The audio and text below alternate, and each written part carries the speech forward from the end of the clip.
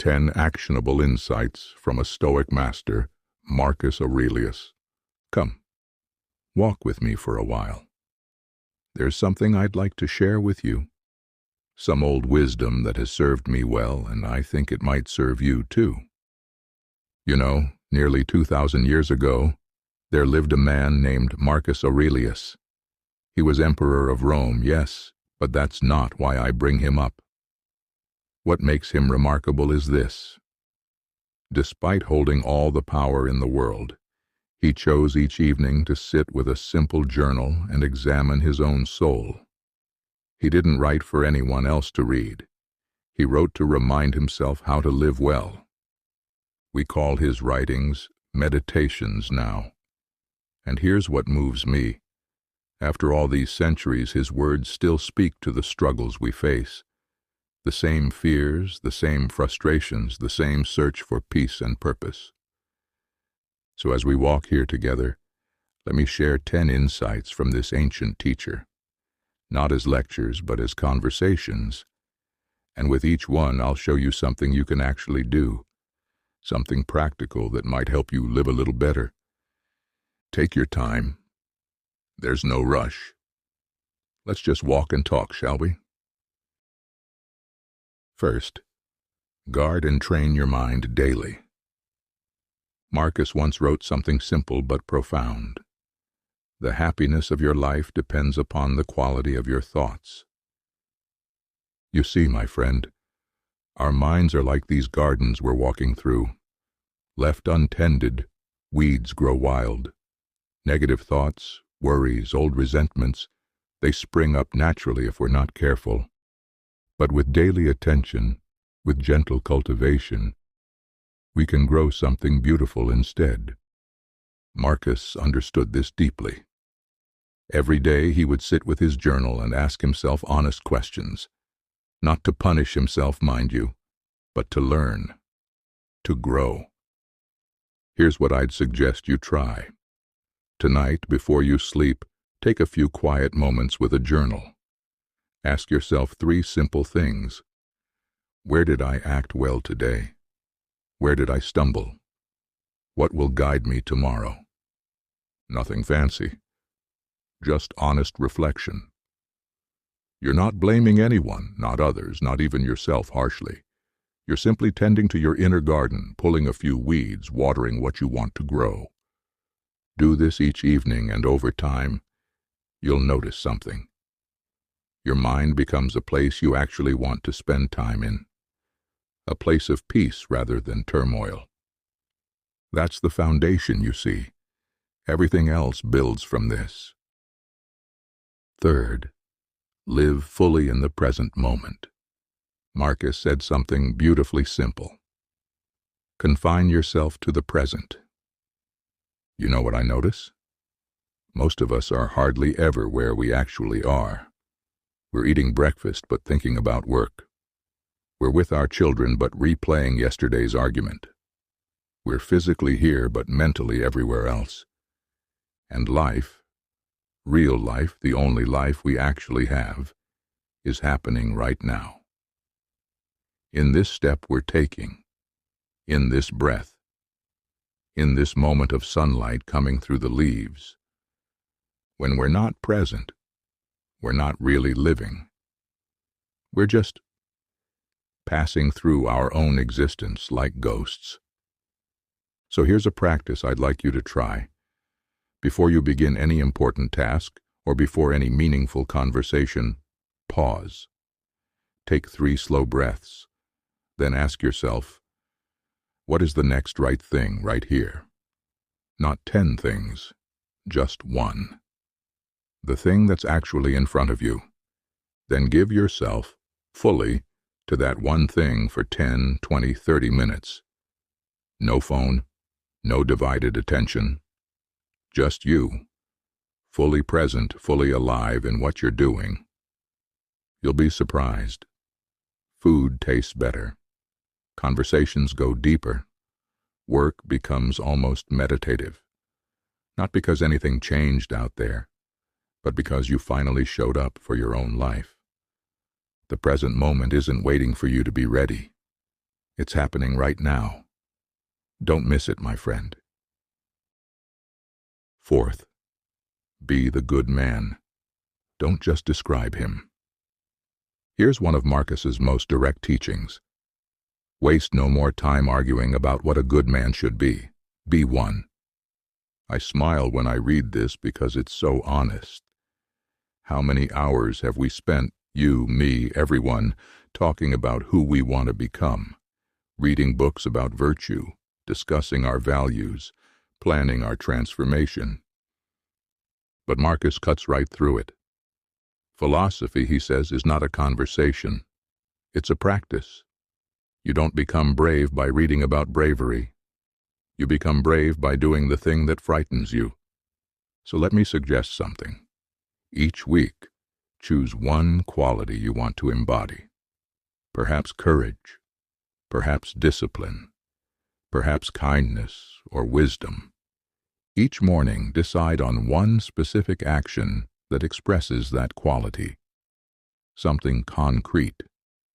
If you're working on courage, maybe it's having that difficult conversation you've been avoiding. If it's discipline, maybe it's going to the gym when you'd rather stay in bed. Then, and don't let yourself off the hook here, do it. That day. No negotiating with yourself. Because here's the truth, and I say this gently. You are what you do, not what you intend to do. Your character is built in those small, unglamorous moments when no one's watching but you. Stop talking about the man you want to be. Start being him. One action at a time. Fifth, do your duty, not your ego's desire. Marcus reminds himself, at every moment keep a sturdy mind on the task at hand, as a Roman and a man. You know, Marcus was emperor of Rome. He could have spent his days chasing pleasure, seeking glory, indulging every whim. But he understood something deeper. He understood that real peace comes not from getting what you want, but from doing what's needed, from fulfilling your role with integrity and care. Our egos, they're always pulling at us.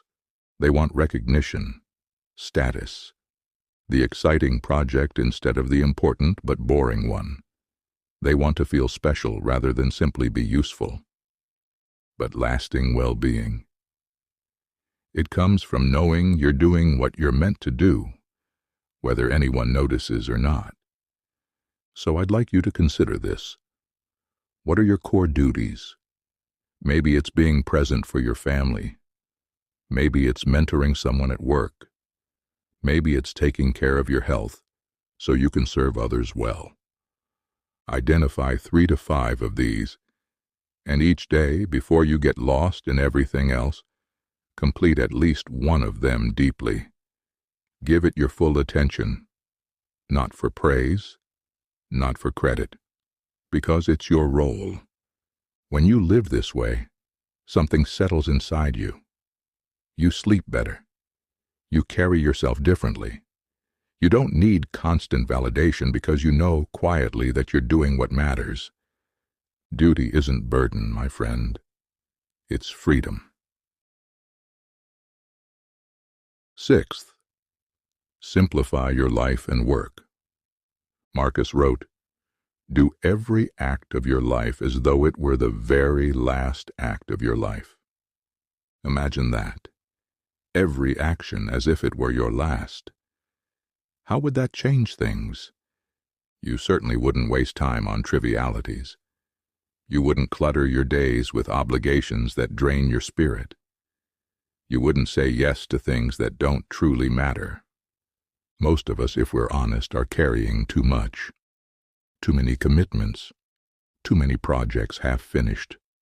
Too many relationships maintained out of guilt rather than genuine care.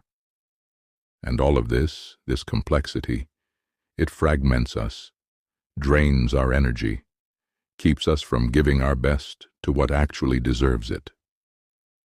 So once a week, I'd suggest you do this. Look at your commitments, your calendar, your to-do list. For each thing, ask yourself honestly, does this serve my values, my duties, or someone I truly love?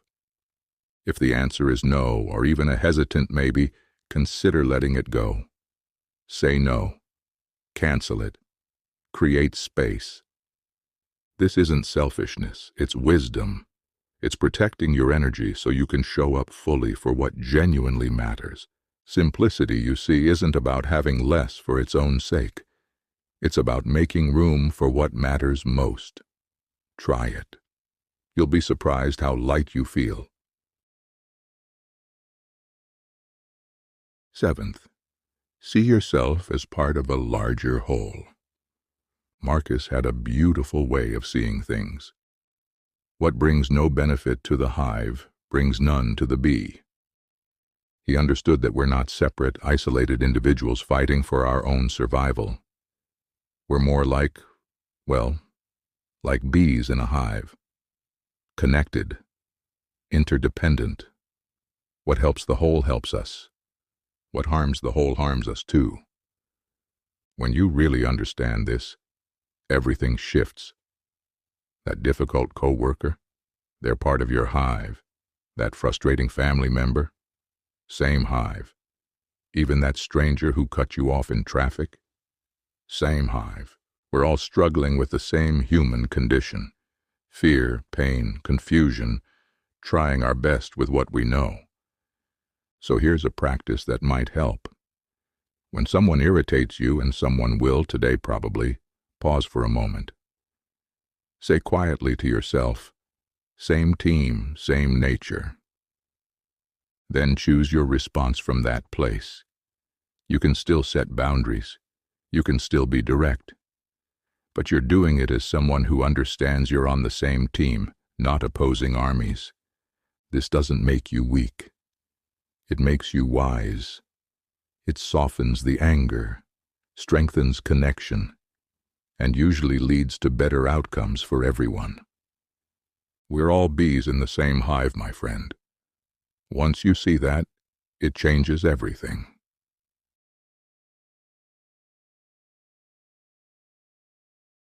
8th, expect flaws and respond with character.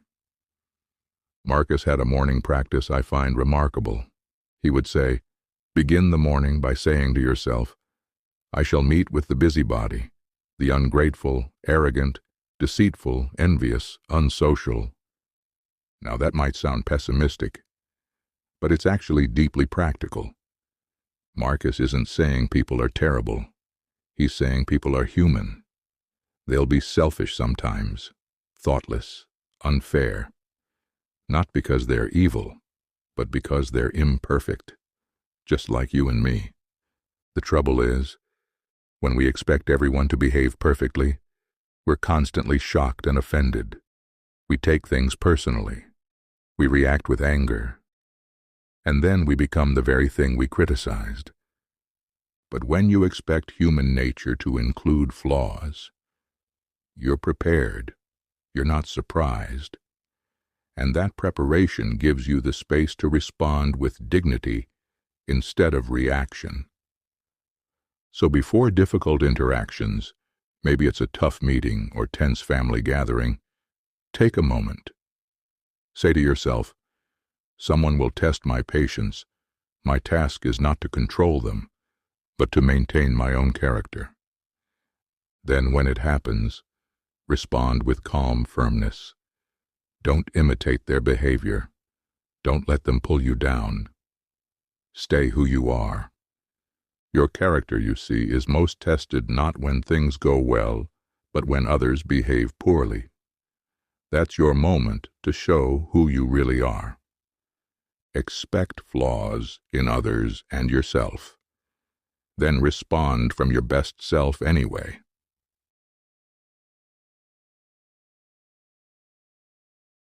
9th, practice compassion and understanding. Here's something that transformed how I see people. Whenever you are offended at someone's fault, turn to yourself and reflect in what way you yourself are just like him. When someone hurts you, it's natural to judge. They're wrong, they're thoughtless, they're the problem.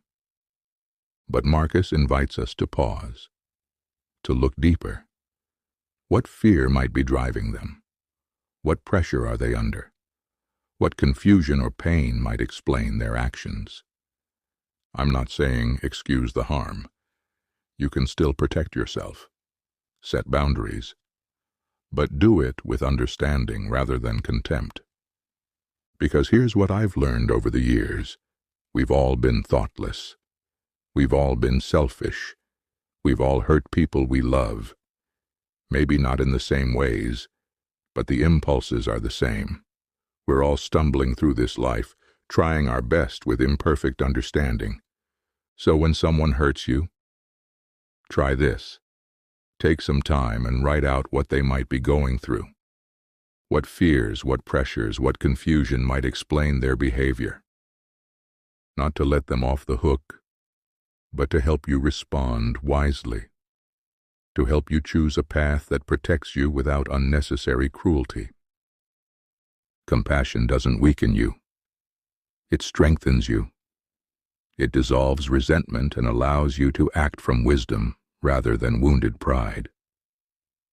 We're all struggling, my friend. A little understanding goes a long way.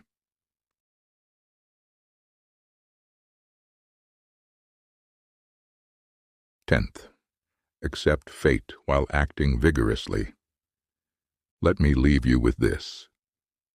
Accept the things to which fate binds you, and love the people with whom fate brings you together.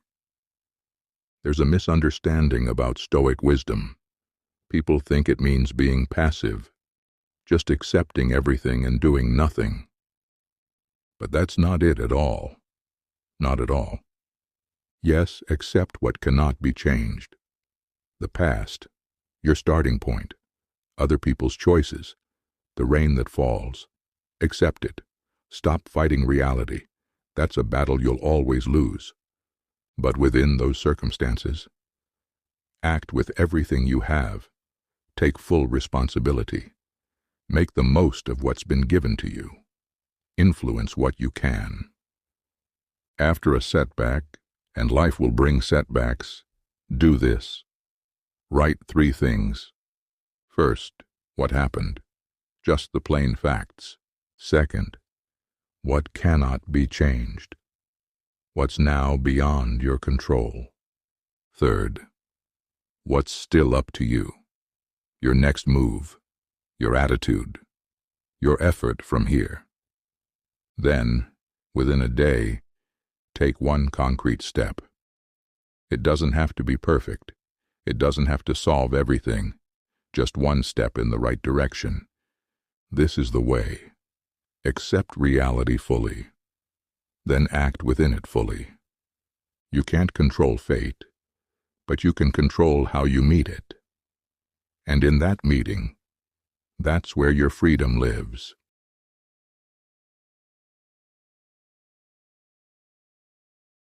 As we part, well, my friend, we've covered good ground together. 10 insights from Marcus Aurelius, a man who walked this path long before us and was kind enough to leave us his notes.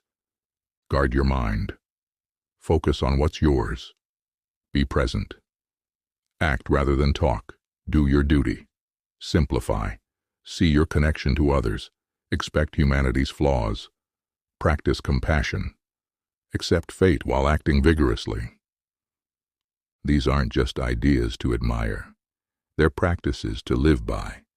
And when you practice them, day by day, moment by moment, they build something solid in you. Calm strength, steady character, real peace. The beauty of this wisdom is you don't need special circumstances. You don't need to change your whole life. You can start right where you are, with what you have today. So choose one. Just one of these insights. Commit to its practice this week. Then next week, perhaps add another. Small steps, taken faithfully, in the right direction. Marcus proved that you can live with wisdom and peace even in the most demanding circumstances imaginable. If he could do it as Emperor of Rome, surely we can do it in our own lives. Thank you for walking with me today. I hope something here serves you well. Now go. Live what we've talked about. The world needs more people committed to this path. Be well, my friend. Be well.